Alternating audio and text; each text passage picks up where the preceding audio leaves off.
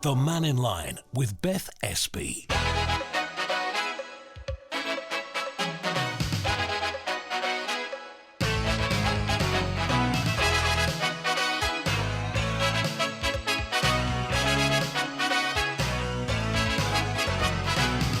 Well, first, my good afternoon. Welcome to Tuesday's Mannin Line here on Manx Radio. As I say, Beth looking after things. Andy will be back tomorrow, you'll be pleased to hear. But whatever is on your mind this lunchtime, we'd love to talk to you. 66 13 68 is the number.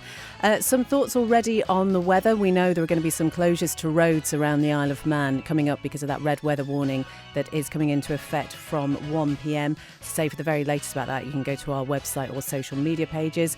Perhaps you'd like to talk about something else altogether. We've got December Tynwald underway. That net zero debate is going to be coming up. And also, the Chair of Patrick Commissioners has been raising concerns today about fly tipping around the Isle of Man. If you go to our website, there's also a story about home insurance as well. Have you got the right amount? All that, or perhaps there's something else entirely that you'd like to talk about. As I say, 66 13 68. Be great to talk to you on air. You can also email the studio. That's studio@manxradio.com. You can text 166 177 or find us on WhatsApp as well. I have got some lovely news, though, to start the programme. So if you were listening towards the end of last week, we had a phone call from Beastie, I think it was on Friday, and she was talking about the brunch that Age Concern organised and the fact that it had to be cancelled with about 3 weeks to go. Age Concern that said that was due to unforeseen circumstances. Well, I've had an email today from TEF to say, I've been informed there have been discussions on your show and I've been contacted by a lot of disappointed people regarding the cancellation of Age Concern's Christmas Day brunch. After discussing it with my husband over the weekend about the feasibility of this event going ahead, the help of some generous people willing to give up their Christmas Day, and the generosity of the local community, Tef says, I am pleased to confirm the event will be going ahead. So she says anyone who's been affected or would like to go on the day can get in touch with her, and her number 412537. That's 412537.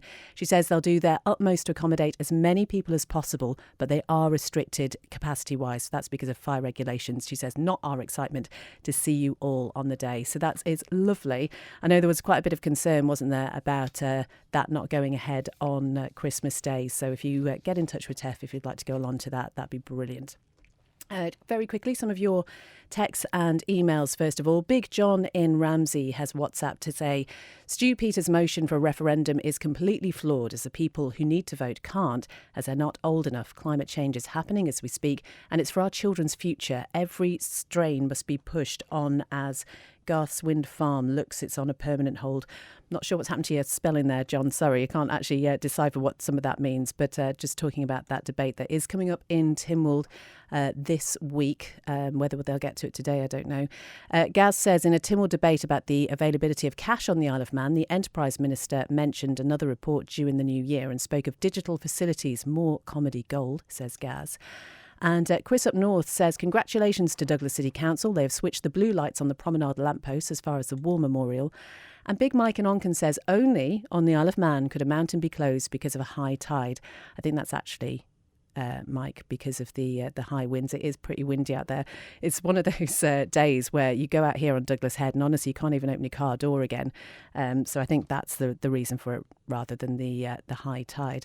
166 177 if you would like to get in touch by text today. But we can go to the lines and join Robert now. Good afternoon, Robert. How are you?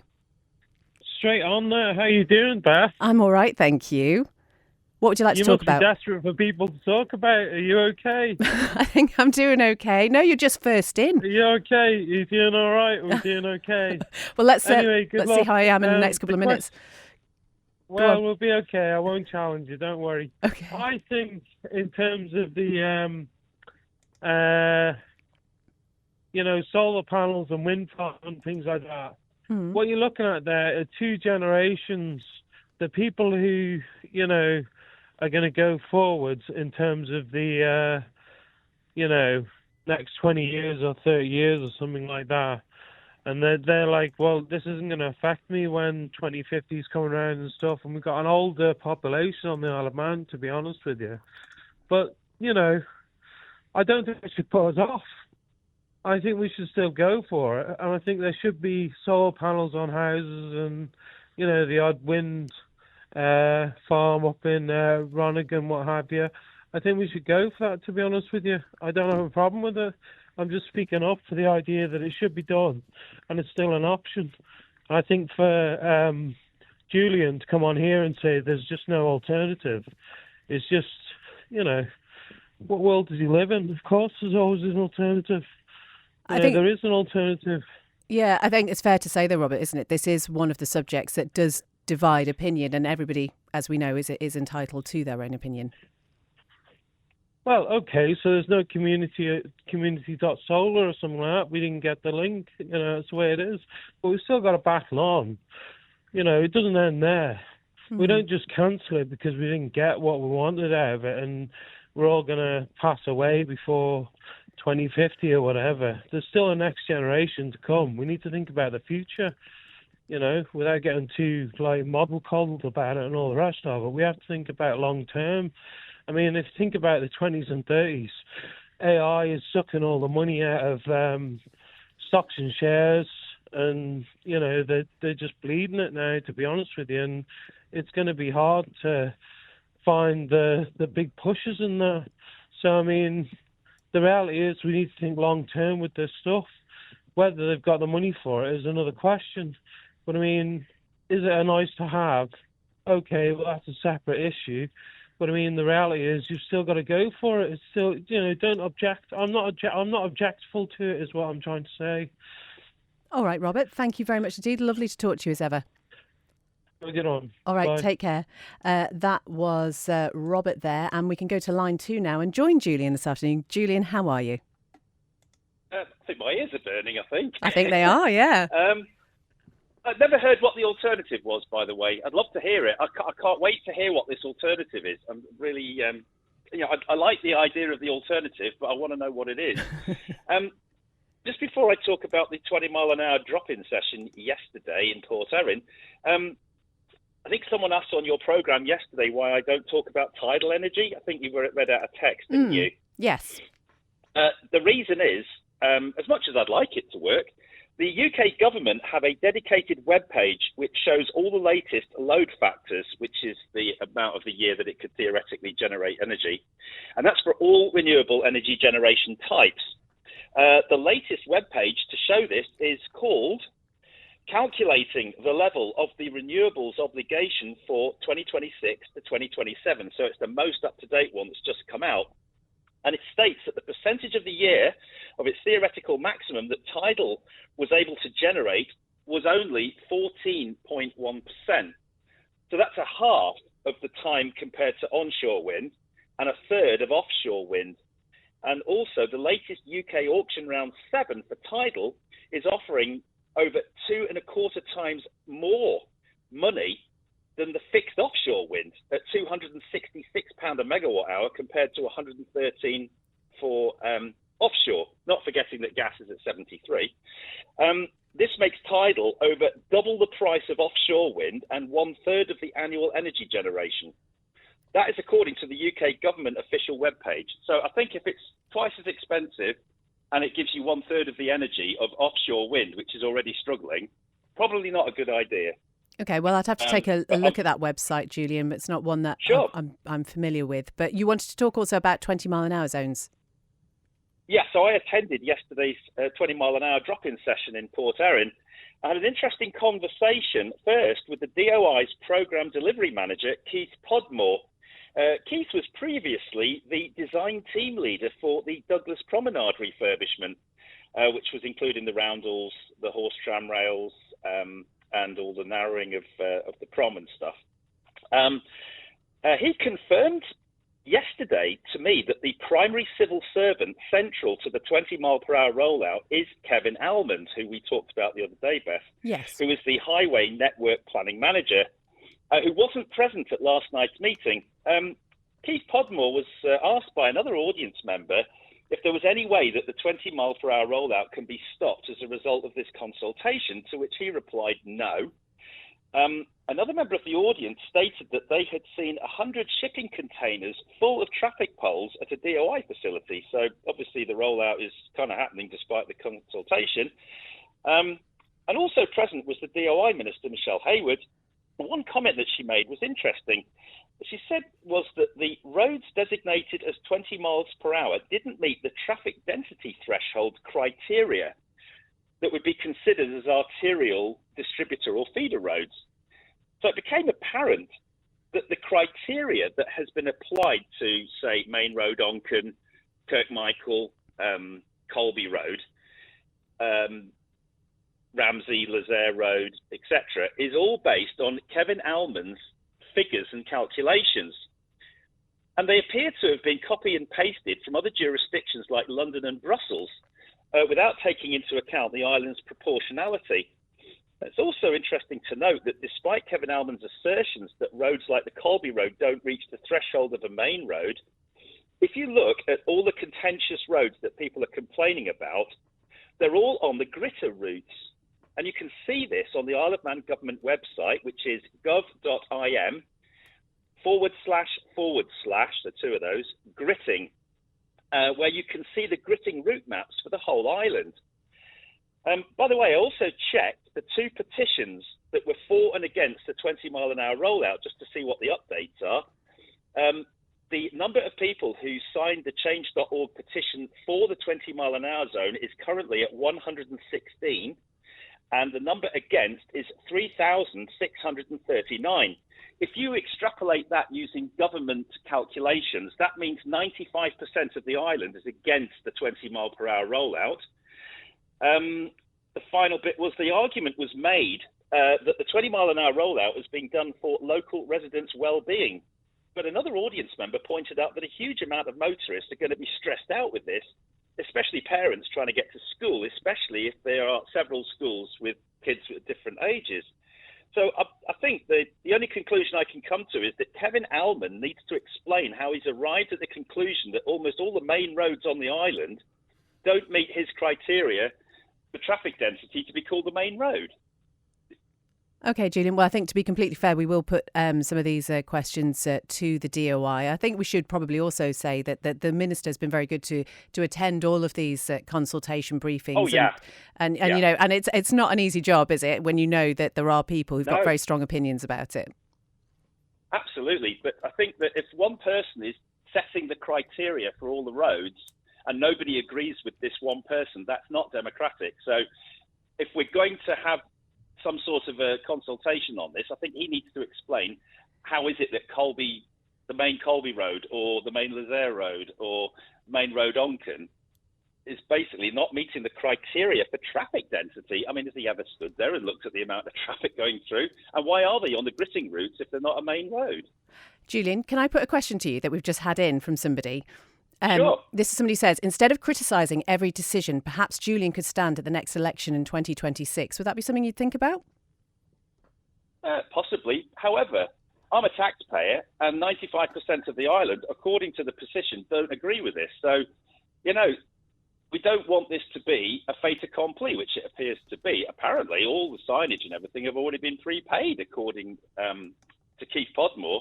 And they haven't even finished the consultation yet. So there's lots of questions here. And the central person is Kevin Almond. And I want to know, how has he arrived at this idea that there's almost no main roads in any of the towns? I mean, you know, Douglas is a city now, but effectively there is no way you can go more than 20, according to him. But nobody else agrees with it. According to the petitions, 95% against the 20 mile an hour zone if you go with the two petitions that have been online. All right, Julian, lovely to talk to you as ever. We'll wait to see what your decision is about standing next year. Thanks, Ben. All right, Cheers. Julian. Take care. That was Julian there. So just some more of your WhatsApps here. An interesting one from texter ending 470. Why is the Met Office scaring people with this red weather warning? What's going to happen when it really is a bad one?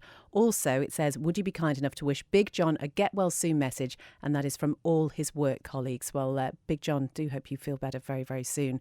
It's interesting, isn't it? I think there are certain parameters that have to be met for these warnings. And I think, you know, I'm certainly not an expert in this area, so we do put our trust in the people who absolutely are. And we know that very often when these warnings come into force and you just have to look outside and see certain parts of the island and people who are affected by it, that's what those warnings are in place for, just to give people a little bit of a heads up of what potentially might be coming up for them.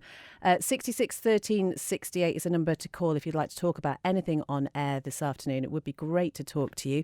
We'll just take a quick break now. The winning is well underway with Manx Radio's Christmas Countdown. Every weekday between now and Christmas Eve, we have a huge prize under the tree that could be yours. Including £100 to spend at the Forge, a family ticket to see Cinderella at the Gaiety Theatre, and a £150 voucher for Robinson's, courtesy of NFU Mutual. All you need to do is listen out for a simple seasonal question and text your answer to 166 177. Manx Radio's Christmas Countdown, brought to you by Spectrum Windows. Gifts and toys to pet supplies and bird food, winter garden supplies and much more. Riley's Garden Centre has everything you need for the festive season. So call in at Cool Road, Braddon, or visit rileys.co.im and get set for Christmas at Riley's.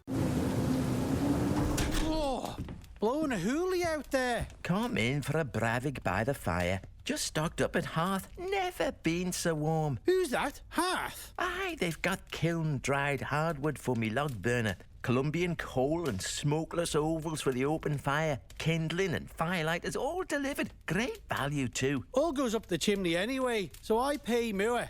I'll be giving Hearth a call. Check their website as well. Just order and they deliver. For all your fire fuel needs, call Hearth on 560 577 or visit hearth.co.com.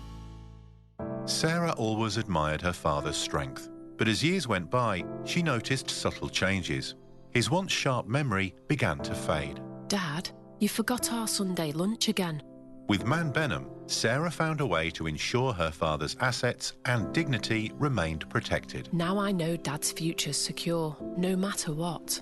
Protecting tomorrow's peace of mind today. Learn more at manbenham.com or call us on 639 350.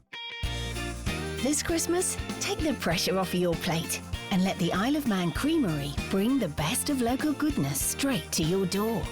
Fresh milk and dairy, pastries, coffee, Ross Bakery loaves, eggs, potatoes and more.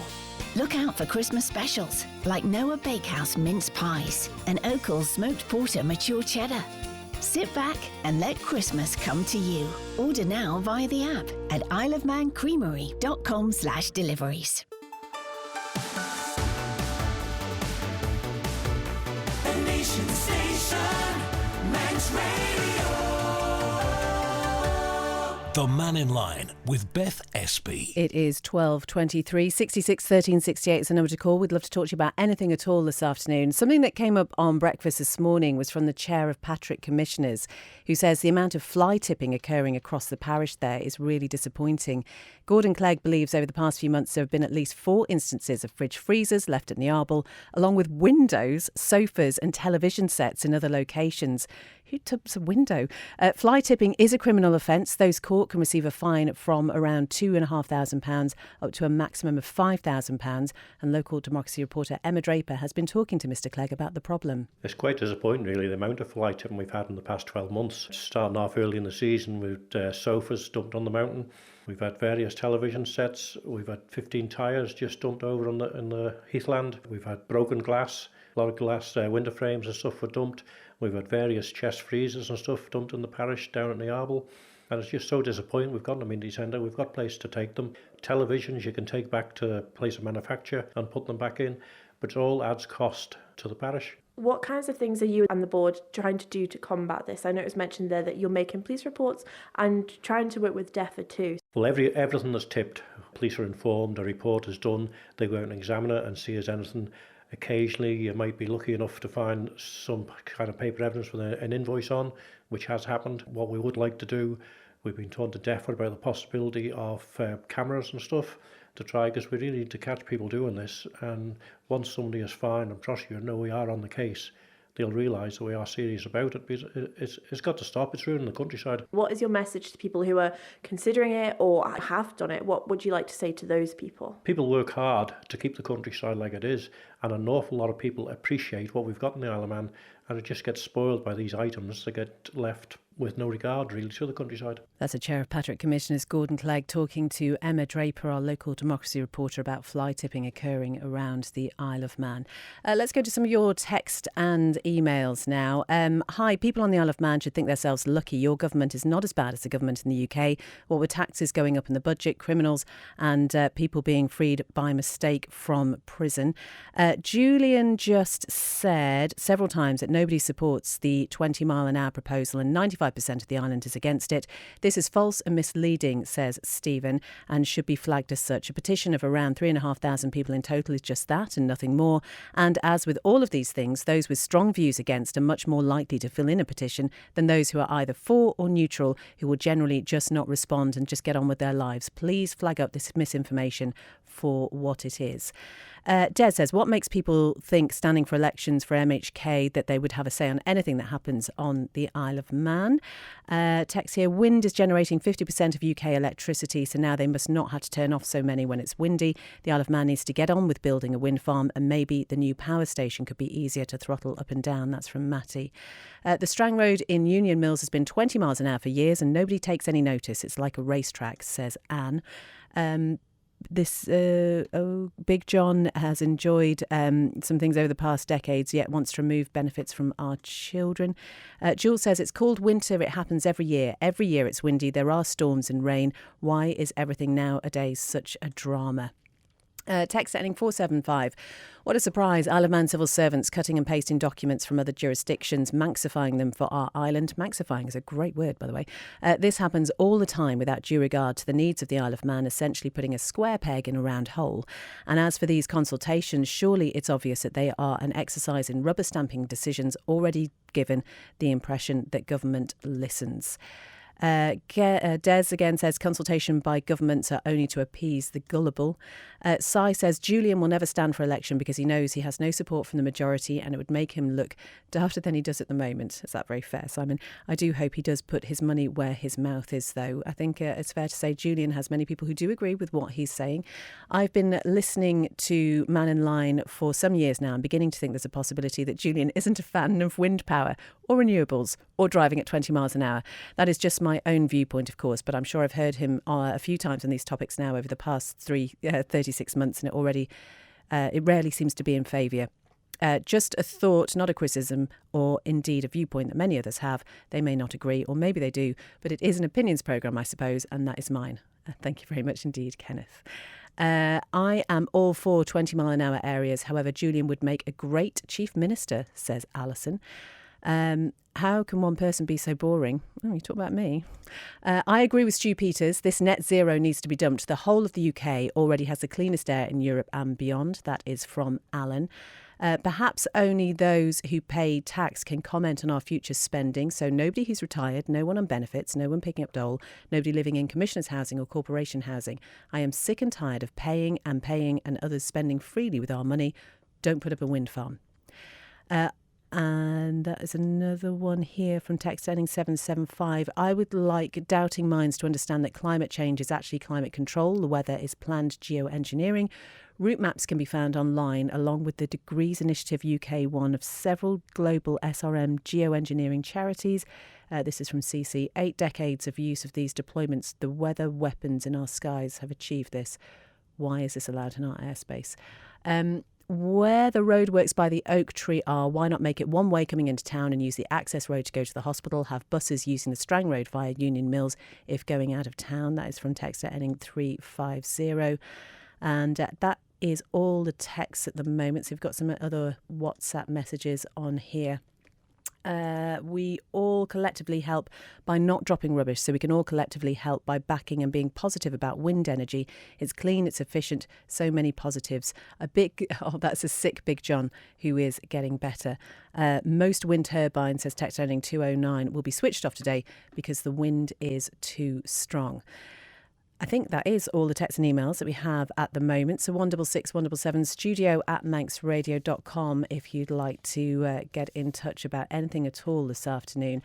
We know that the Tynwald sitting is now underway for December. Quite a lot coming up on that paper, but something that they've been talking about already during questions this morning is Moneyval and the work to ensure the island's regulated sectors are meeting Moneyval's required standards ahead of next year's assessment.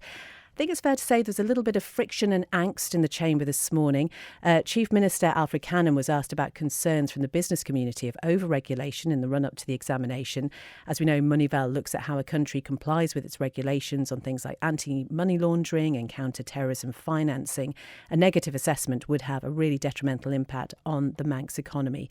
Here's Mr Cannon in Tynwald this morning. I think the point that the Honourable Member is making is a relevant one. Of course, we are consistently receiving that message. We are not deaf to the concerns that are being expressed by business, but there is absolutely a fine line to take in this particular case. I think it is an absolute priority that we secure and pass the Moneyval assessment, and the opportunities for risk-taking in that perspective are very, very slim. It would be of greater consequence to the island if we failed that Moneyval assessment.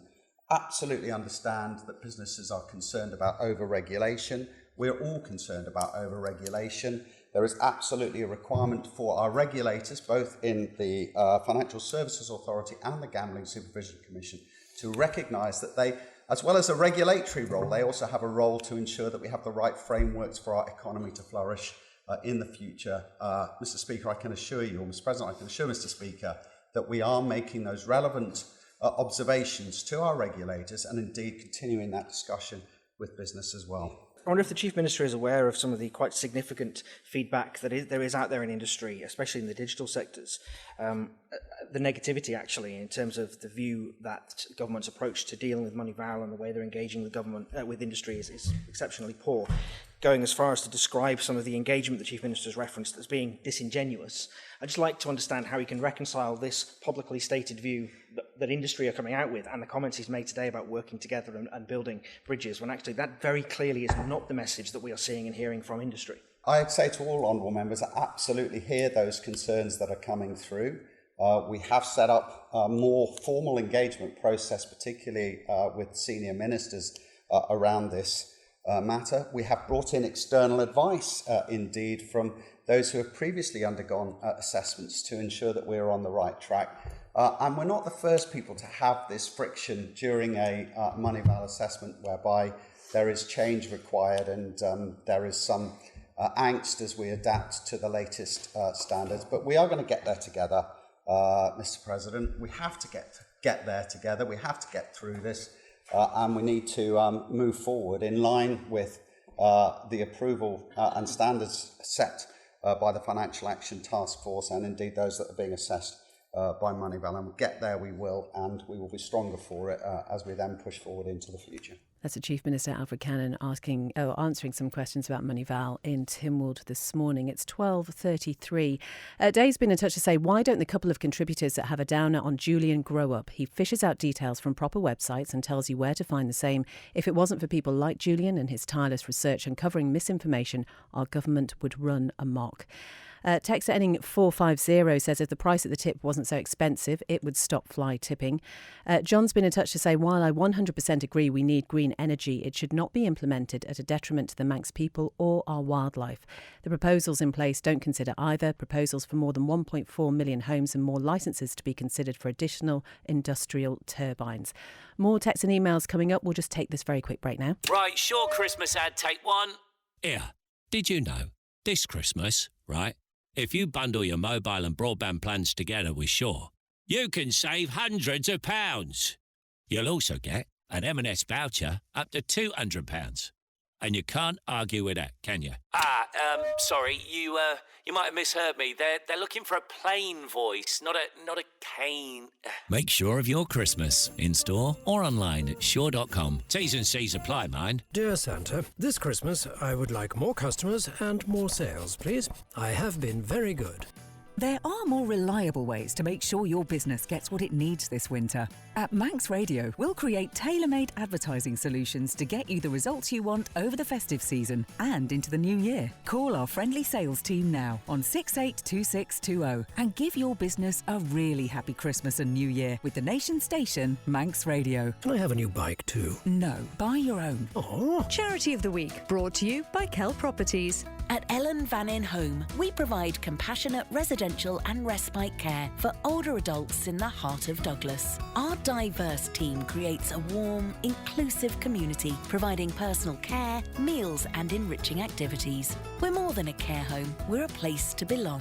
Visit ellenvaninhome.org.im or call 675 820 today. This advert is brought to you by Kell Properties. Feeding friends and family with the finest the island has to offer. The Forge Smokehouse and Grill Santon. Fresh Manx produce marinated, slowly cooked, grilled and smoked to perfection right here and served in a gorgeous setting. Just walk in anytime, no booking needed. Parties, family gatherings and weddings, the perfect venue for any occasion. And don't forget our large marquee for any event. Visit theforge.im and see. When the Mannin Line's not on air, call Manx Radio to leave your opinion for broadcast on 682 631. But we are on air till just before 1 o'clock. So 16, what's the number? 661368. I think that's it. Let's go to the lines now and join David Quirk. Good afternoon, David. How are you? Hi, Beth. I just want to thank, really, the Legislative Council and the members of the Legislative Council for reviewing the local government bill and making it the clause amendment that's sticking in everybody's throat, or as Bernard Moffat would say, in the craw. That's usually what the throat was called.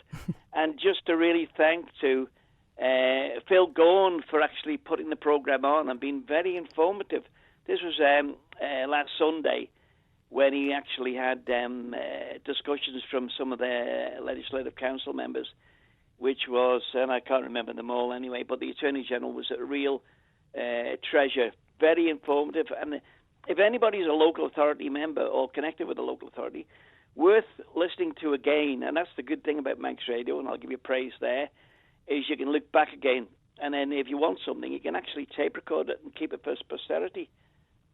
Fun times, David. But yeah, it's a really good point. You can listen back to that as a podcast that was on with Phil. I just want to ask, from your point of view then, as a member of a local authority, the safeguards, as they've been termed, that have been put in place, is that enough for you? Because obviously there was a lot of criticism over this. Would you just very quickly, just briefly, for anybody who might not know what this is all about, just explain it for us?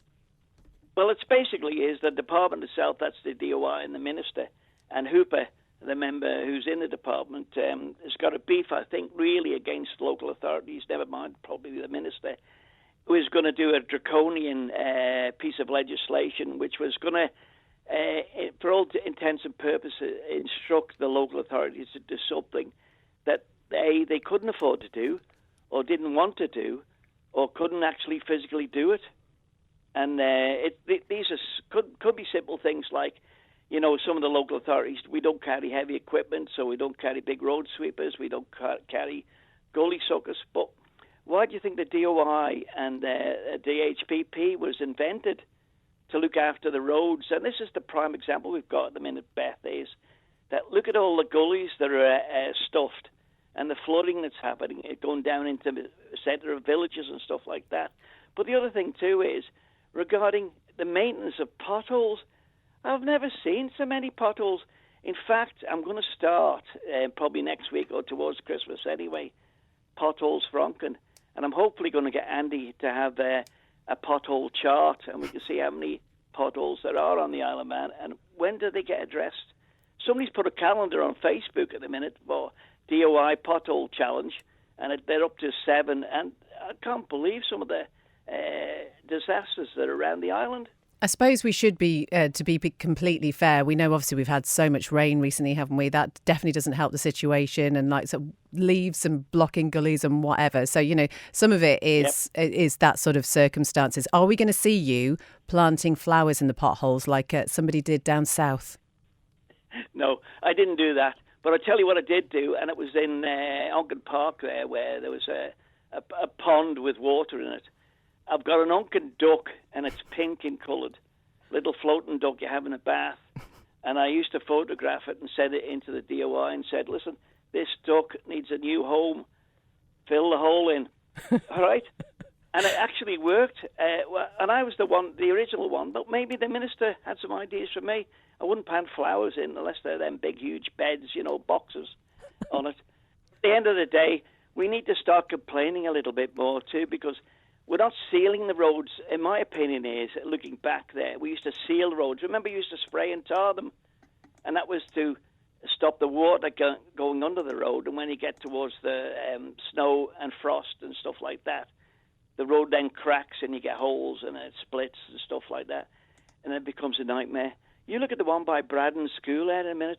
I'm not going down that road anymore now, because I can't believe that they've left all that manhole stuff sticking up there.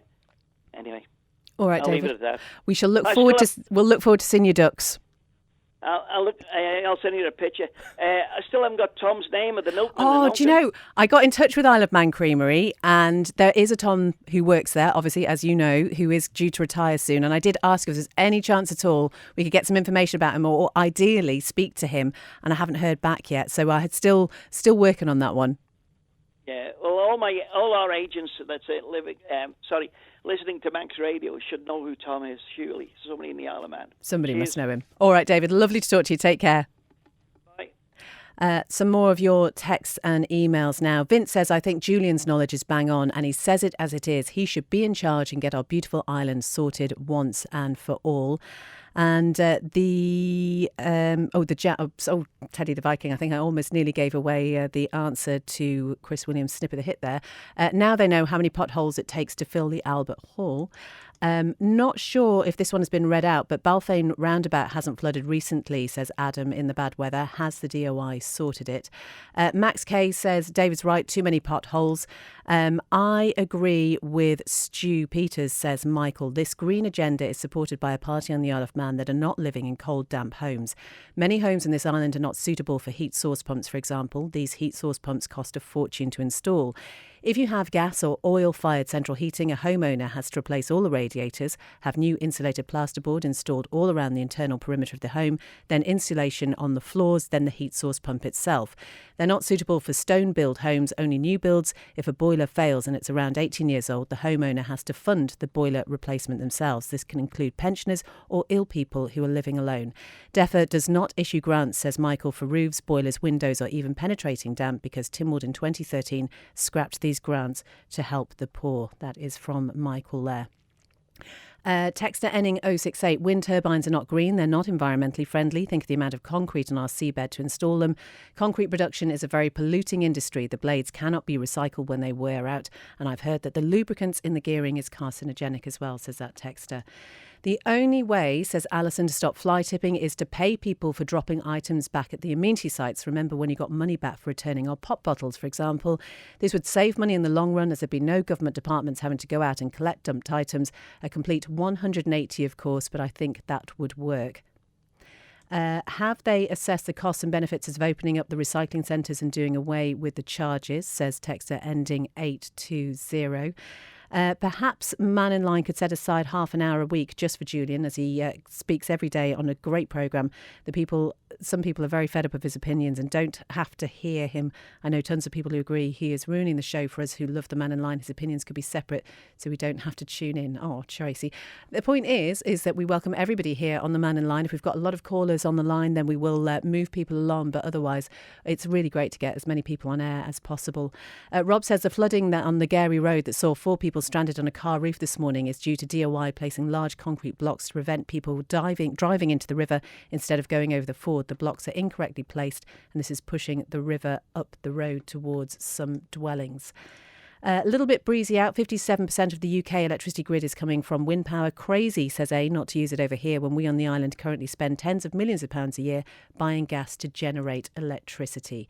Let's go to the lines now, although, yeah, it's just not going to work at the moment. Let me just have a little fiddle around with that one while I read some more text messages out.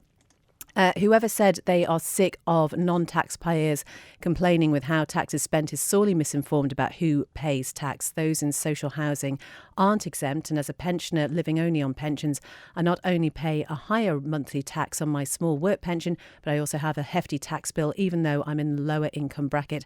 I think everyone is liable to pay tax, says H.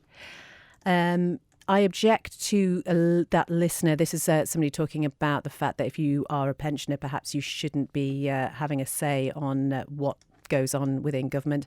I'm a pensioner, says Chris up north, and I pay a considerable amount in tax every single year. I think the weather's just affected my phone system here, so just give me a second because I know Betty is waiting on the line. Hopefully we'll get to her in just a moment. Si says some staff in Douglas have not come into work today because of this red weather warning. Not very impressed with that one, says Gammon Si. We can go to the lines now. Betty, so sorry about that. How are you? It's okay. I'm just the same as usual, and I hope you're all right. But I just wanted to say that I agree with Julian, and I applaud him for speaking out. He speaks for a lot of people, actually, not the few. And I agree with him, particularly about net zero and everything. But I don't think that the Tynwald, that they will agree to have a referendum, which I wish they would. Because I think most of the people on the island, well, almost everybody I've spoken to doesn't want net zero. I think it's too costly, and they should listen to the rest of the world. We are not going to lead the rest of the world into anything at all. So, Betty, have you spoken to your own MHKs about your views? No, I haven't, actually. I suppose that's the thing, isn't it? If we want our MHKs to represent what we're thinking and feeling and take that forward, I guess that's quite an important thing to do, maybe. Yes, maybe I'll try that then. But I just wanted to speak up now because I think the person who spoke about Julian, it's too harsh, and he shouldn't be criticising him like that. Oh, no, thank you, Betty. We appreciate that. Okay. All right. Speak to you soon. That was Betty there. And we can go to line 2 and join Eddie now. Good afternoon, Eddie. Hi, love. You all right? I'm good, thank you. How are you? Just enjoying the listening. A lot of different opinions today, isn't there? No, there really are. And that's what it's all about, isn't it? Yeah. It's a good programme. I've always said that. 2 or 3 little things. I'll make them dead quick. Okay. First of all, fly tipping. I don't know how many times people have got to tell the government to use a little bit of common sense. If you charge, people are not going to go. They're going to fly tip. It should have been free. All tips should be free. As simple as that. And then you won't have fly tipping. I've pointed out on a dozen times, I've emptied the ditches up at Rannoch. Me and Phil Gorn have shifted stuff out of ditches all over the place. You know, it should be free. End of story. And I think we should probably say, Eddie, that you know, some of this comes under the remit of the local authorities. But absolutely, I hear what you're saying. Yeah, it's logic. It's time we had a government with a bit of logic. Second point. Right at the beginning of the programme, you had somebody called Big John on again, who's obviously for the wind turbines, and he keeps emphasising about the future for the kids of the future. Well, right at the very beginning of all these proposals, I thought, what a great idea, wind turbines, wind's free. Mm. But I took the time to actually find out the truth about it. And lo and behold, it's not true. Everything I've found is a lie. I'm up to, I think Andy is aware, I've got 35 reasons up to now why it's not true. So, you know, when people start knocking somebody like Julian, who is absolutely, in my opinion, brilliant for this show because he takes the time and he cares to find out the truth. He gives you the source where he's got all the information from. So have I in the past. Whereas the likes of people, Big John in Ramsey, it never even tells you where he's got it from. He's probably looking somewhere on Facebook. Well, we don't know that, Eddie, obviously. So, I hear it again. Hear what you're saying. But he never quotes where he's got the information from, whereas Julian does. Okay. Right? So, and dead common sense again. What we need is a department of common sense. We might get somewhere. The other thing is, I mean, the sea terminal, I believe it's cost, is it 800 million or something? I don't know, 80 million, is it? Plus? 800 million, flipping heck, Eddie. I know. Well, I get used to adding figures up like the government do, you know. But what I was going to say is, I mean, people forget that I think there's a figure being quoted. I missed the programme this morning. Somebody's just given me some rough ideas. It's still costing us, is it 700,000 a year in just using it? I don't have those figures to hand. Yeah. I mean, what was the point of all that? Right at the very beginning, I think years and years ago when Phil Gomes was in, he did a programme where we looked all the way around the UK to see if anybody was interested. You know, and they would have had all these fees. Okay, we own the boats now, but where do we go to? We go to a port where it's cost us £80 million plus we're having to pay £700,000 a year just to dock there. You know, it just doesn't make sense somehow. These people want our custom, they should be paying us. That'd be a way forward, wouldn't it, Eddie? Hey? That'd be a way forward. You what, love? As I said, that'd be all right, wouldn't it? Eddie, lovely to talk to you. I'm not quite finished. Oh, you're not done. Go on. Well, go on, I will finish. No, go on. I don't. No, it's all right, love. I don't want to use that word again. Well, then you are done. Eddie, lovely to chat to you. Take care. Thank you so much. That was Eddie there. Just time, hopefully, to go through some of these texts and emails that we've got in. Anthony says, on the Manx Radio webcams, the waves in the sea at Peel and waves in the sea at the Sound Cafe in the south of the island in Douglas Bay and Ramsey gives a brilliant picture of the weather conditions at the moment. Do check those out. You can find those on our website. Pete says, is Tom the milkman the piper's son? I remember being told about the piper's son when I was a child, so he must be around retirement age. I don't know, but we really do need to find out, don't we? On the Peel to Douglas Road, says Andy, lots of flooding and standing water. The places are known. Why can't the DOI culvert the roadside drains to empty into the fields on the lower valley side? Not rocket science, so must be a lack of will, don't listeners think, says Andy there. John says, I would ask why we're not using hydro, which is tried and tested. There must be millions of gallons of water moving around the island on a daily basis. Texter ending 302, has anyone got any firm information on a possible increase in postal charges in the near future? You should not encourage David. He speaks enough. Shout out to Julian. At least he knows a scam when he sees it, says texter ending 097. The only way to test if Julian's views are really popular is for him to stand for election in 2026. Marion Ramsey has been in touch to say, I can't see how the government can continue with the ridiculous, costly 20 mile an hour and nonsensical push for wind turbines when they've already overspent $7.2 million for the 25-26 financial year. Paul in Castletown, thank you very much indeed. That's very lovely of you.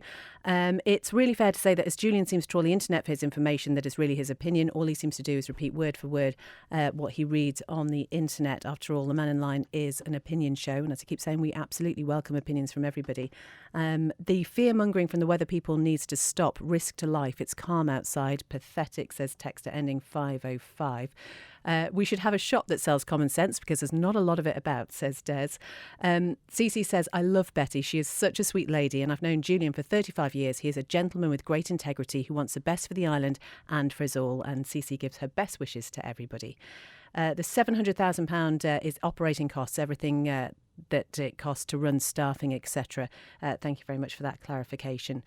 I watched the school nativity at Peel Clothworkers yesterday. It was an afternoon of celebration and joy. What is more worthy of celebration than the birth of a special baby, no matter what anyone believes? There is no doubt Jesus Christ was extraordinary. Since his coming, his life and teachings have influenced civilization. Whether you believe he was the Son of God or not, having a nativity celebration is not indoctrination. It gives little ones something to celebrate in these gloomy days amid worldly troubles. I just want to say, says Tony, I don't always agree with some of your callers, but I do enjoy listening to their views, so please keep calling. Anne says, I have tried for the last 30 years to speak to my MHK about various issues and I'm ignored, as it usually goes against their 20-30 underlying agendas for their WEF bosses. I spoke to Tom last night. I also got a card. He's Scottish and he's lovely, says texter ending 381. We really do want to speak to Tom. I'd love to speak to him. There is another email here saying I recently emailed Michelle Hayward regarding the blocked drains around country roads and potholes on the Laxey Coast Road. I'm awaiting her response with interest. That is from Postman Pete. Gary and Ramsey, do people know there's more than one type of windmill, and some of the new small windmills are amazing, so you need to check those ones out. Oh, Neil in Douglas says, I work with Tom and have done for a few years. He's a really lovely fella, but he is a bit shy on the radio. I guess that was probably the case, but it would be really lovely because there's been so many lovely messages. And I know he's been going around doing his deliveries and leaving cards for people, just telling them about his upcoming retirement. So if there's any chance of speaking to him, or maybe Neil in Douglas, we could speak to somebody who knows him instead. Message here, if Julian was in power, we'd all be wearing No, Si, I'm not going to read that. I think Tom the Milkman delivers around the top end of Victoria Road. I've seen a card from Tom last week in a porch in Montreux Court, if that helps. Thank you very much indeed, Stewie. And how many potholes could have been repaired with the money wasted on 20-mile-an-hour signs in their poles? The individuals responsible for this waste should be sacked. A couple of emails and texts that I didn't get round to, so I will pass those on to Andy, who will be back on the show tomorrow.